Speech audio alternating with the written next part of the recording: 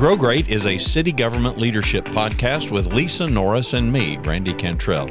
Each week we share insights, experiences, and wisdom to help you and your leadership grow great. Our website is growgreat.com.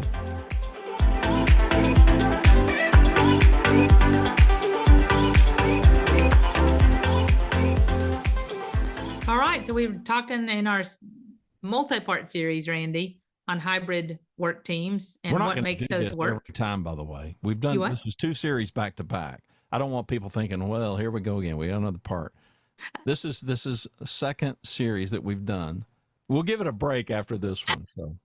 Well, it just warrants it. Versus a 5-hour conversation, we want to split it into mini parts. That's exactly right. Yeah, 5 hour, or longer. That's right. And so we've talked about the culture, how to sustain a culture in a hybrid workplace. We kind of led to the intro on just generally the challenges and the benefits of a hybrid workplace. But let's talk a little bit more about eligibility. What makes a workplace work for hybrid? For having alternate, some people in the office, some people out of the office, et cetera. And I think before the show started, you and I were talking, and our hand is being forced into this. Yeah. Right. I mean, we have to be able to compete for people. It's probably easier to talk about who isn't eligible, the ineligible. And we've mentioned the 2 big ones for city government, and that's police and fire. Yeah. And I think the reasons are obvious. And obviously utility workers, like if you're working the infrastructure and the water lines, you just can't do that from home. Maintenance groups, building inspectors have to inspect buildings. Now, could they do some of their work, like if they're doing reports and stuff?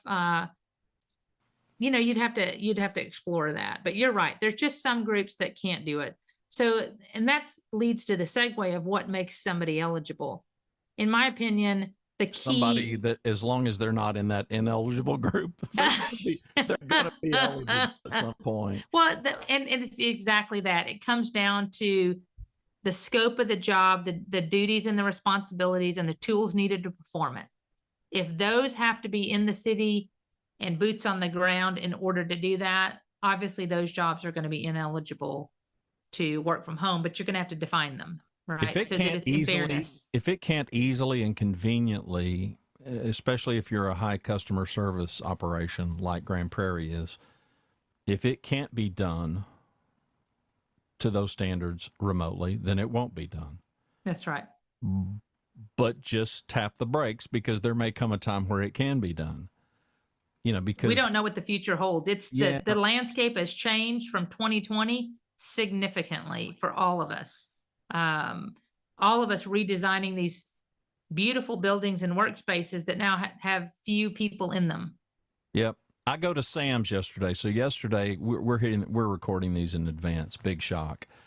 So yesterday was Labor Day Monday, and Rhonda's office needed some soft drinks and stuff, and we typically make a Sam's run on their behalf for that. Well, like an idiot, I wasn't thinking, so we load up in the car and we're going to go to Sam's. Well, us and everybody else in North Texas.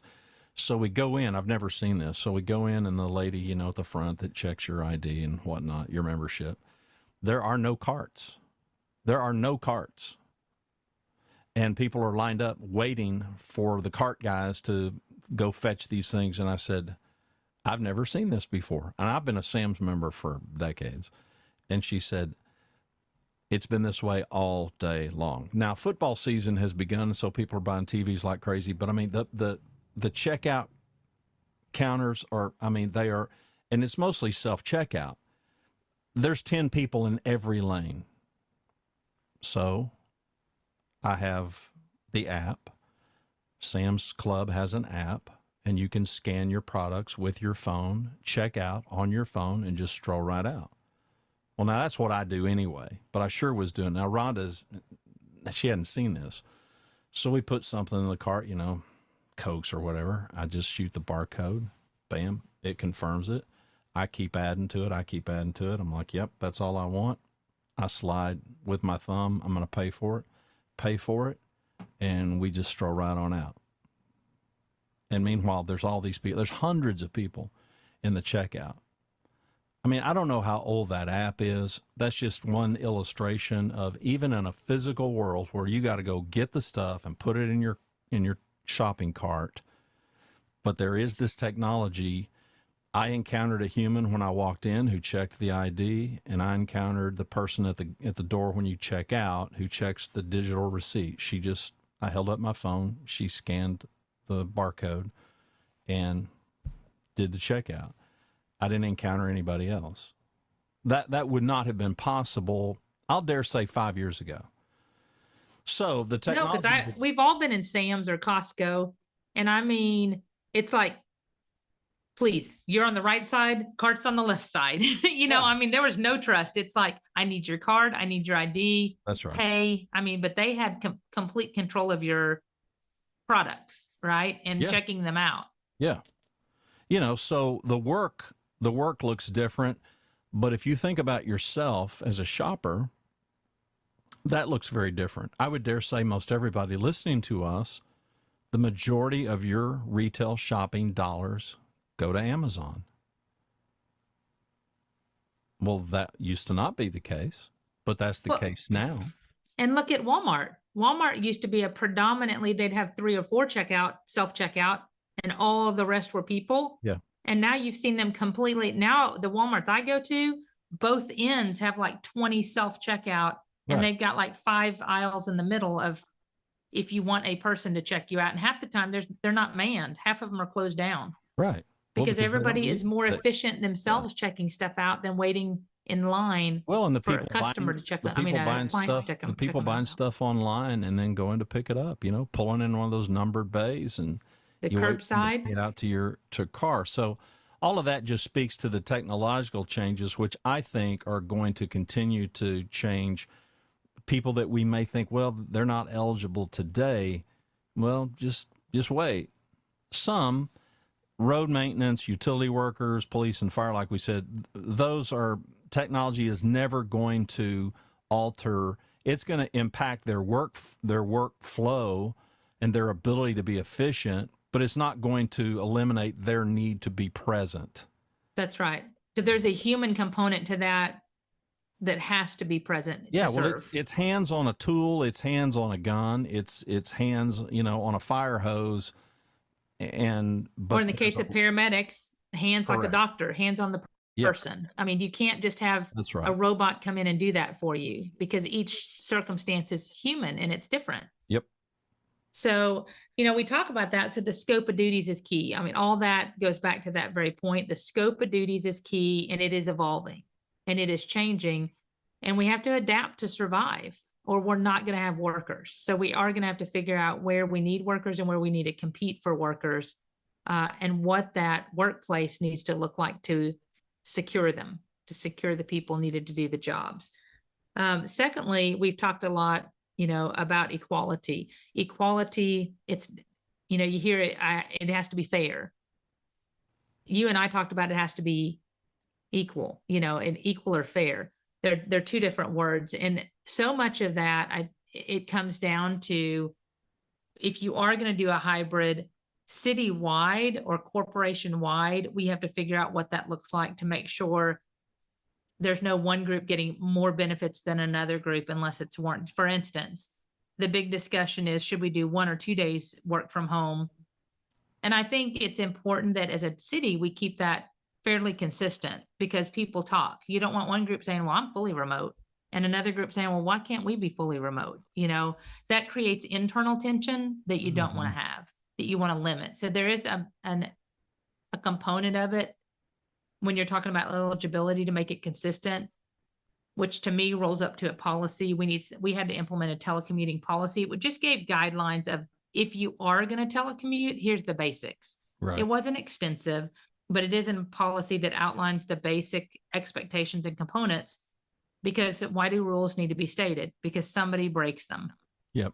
You have to establish them up front, so that if there is poor behavior executed from any disciplinary, from any policy, you have to have something to hold them to it. So I do believe you have to establish some protocols and policies, so the expectation is clear no matter who's going out. But we're never going to legislate or mandate jealousy to be removed from the workplace on this or any other issue. No, So, as a it leader, is going to happen. yeah, brace yourself. It's going to happen. You need to be prepared on how you're going to address it, because some jobs are going to be just super in today's technical world. Some positions are going to be very conducive for it, and others are going to be really challenging. Maybe it could happen, maybe it couldn't happen, but it's not going to be quite the no-brainer of somebody else's position, and that's just the nature of the work. And I would say it's got less to do with Lisa or Randy. It's got more to do with Lisa's role. Lisa's function is X. Randy's function is Y. They are not the same. Yeah. They're just not. And it's interesting because a component, I know it is a different topic, but it is very interrelated, is you see more and more cities. I believe the most recent one was Forney, that just went to a 4-day work schedule, where they are shut down on Fridays, or some cities may be shut down on a Monday. I mean, I don't know what those schedules look like. I haven't investigated them myself.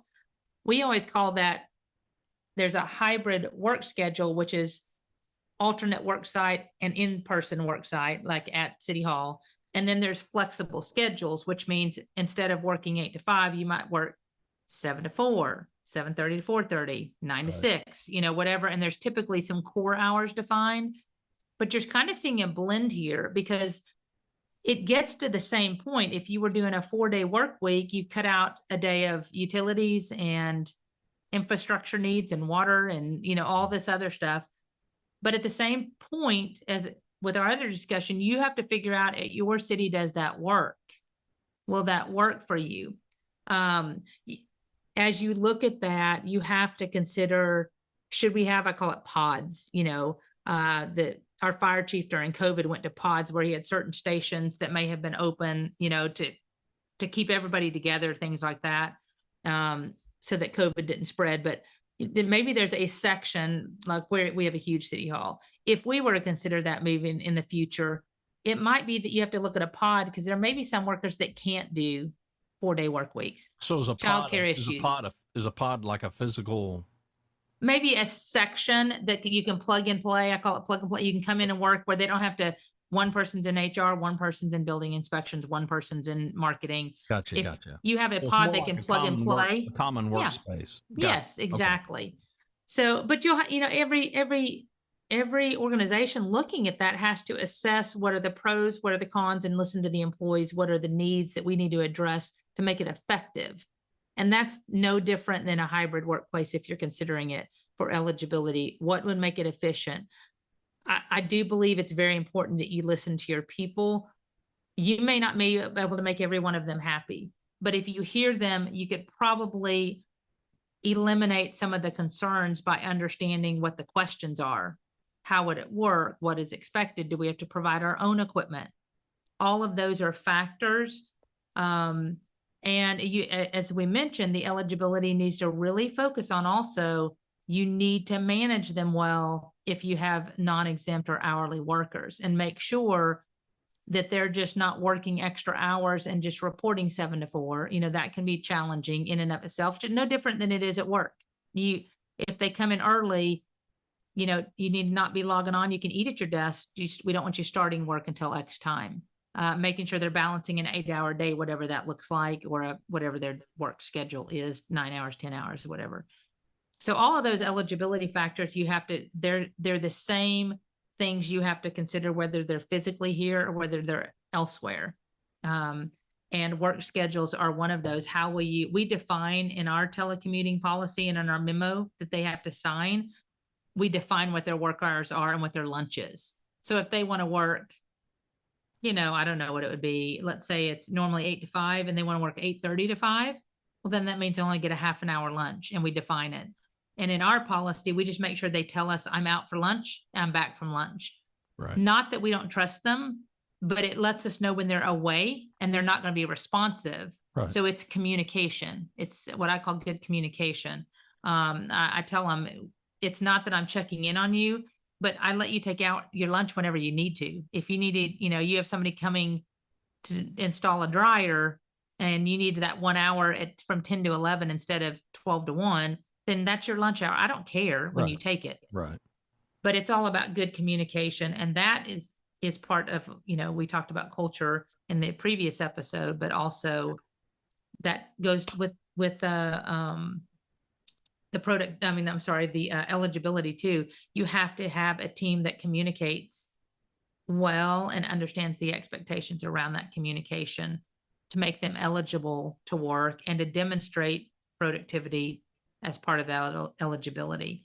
And lastly, the component of eligibility in my mind is hiring right. You've got to hire the right people with the right integrity, the best way that you can to make sure your team stays strong and that the expectation of every existing team member is incorporated into new team members, that they hold up their end of the bargain as a team and as a unit, that they're responsible for one another. That has to be a component of eligibility because not all workers are created the same. And they need to understand if they don't uphold their end, it can be revoked. And we also put that in our memo. And we've had to do that before. We've had to say, you know what, you weren't available. You were out of pocket for over 4 hours without response to text, phone, Teams. That's unacceptable. And we had to remove it. And that was frustrating for the member. But at the same time, I expect communication, and it was relayed up front what that communication expectation was. Well, and I'll tell you in the future that a person like that is not going to be revoked. They're just going to be terminated. Yeah. You're gonna have to be a high performer in that. Efficiency is driving it all. And right now, the big driver, especially I think in city government, is the talent pool. Hiring is a real difficult thing. And you've got a workforce that largely is demanding the ability to work like this. As time moves on, I think the conversation is going to be a bit different. It's going to be efficiency. There was a time well before my days where you went into, the local grocer and you gave them your list. They stepped and fetched all the items that you wanted in the store. I mean, it wasn't until I think it was, don't quote me on this, but I mean, it was the early part of the century, when this funny named little grocer called Piggly Wiggly decided to let shoppers go pull off the shelf their own items. And we can't imagine going into a store and handing them here's our list, here, go get that for me. We can't imagine that world. We've got kids who are going to grow up and they're not going to know what it is to have somebody check us out.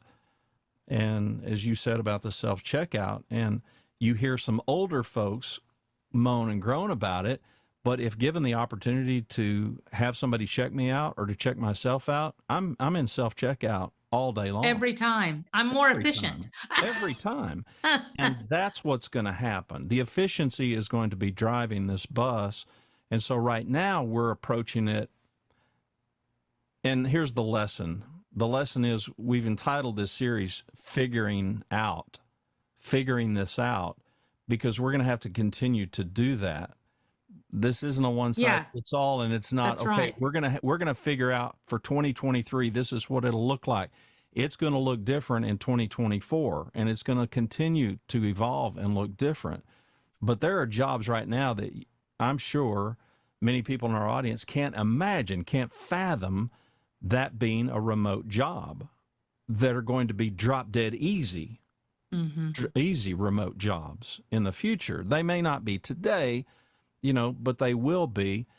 And I think, and we haven't really talked about it, but I would encourage everybody in the audience to think about it. We need to be thinking about our own adaptability and our people, their ability to adapt to these kinds of changes, because they're big. They're big, sweeping changes, and they're going to change the workplace at City Hall just like they are at the corporation down the street and the mom and pop down the street. They're going to affect all of us. I agree with you. It is constantly evolving. We're going to have to stay on top of it. And the key to this game is adapting. We're going to have to continue to adapt and not, we cannot get to a place where we check off the box and say, hybrid workforce done. Because I've never known any job where I check off my list and I'm done and nothing happens to change again. I mean, every day it's a new day and some new problem exists, and we're going to have to stay on top of that. But eligibility for the hybrid workforce is key. And finally, you've got, when you're trying to determine the eligibility, we've kind of lightly touched on it, but remember there's also big benefits that this can benefit a city in savings to utilities and savings to the cost and the workspace and the maintenance for the family. I mean, you are saving the family something too. One less expensive traveling in, commuting, maintenance on the cars, things like that for those that are able to do a remote workplace. So there are a lot of things in the background you need to consider that can benefit both the organization and the employees, that have to be considered as you look at eligibility and the long-term benefits for both. Coming up next.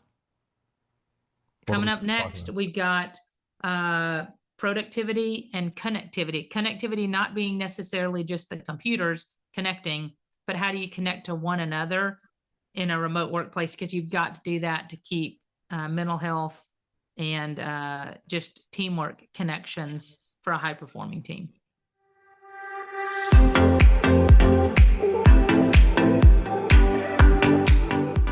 Thanks for watching and listening to Grow Great, a city government leadership podcast. For Lisa Norris, I'm Randy Cantrell. Be well, do good, grow great. The website is growgreat.com.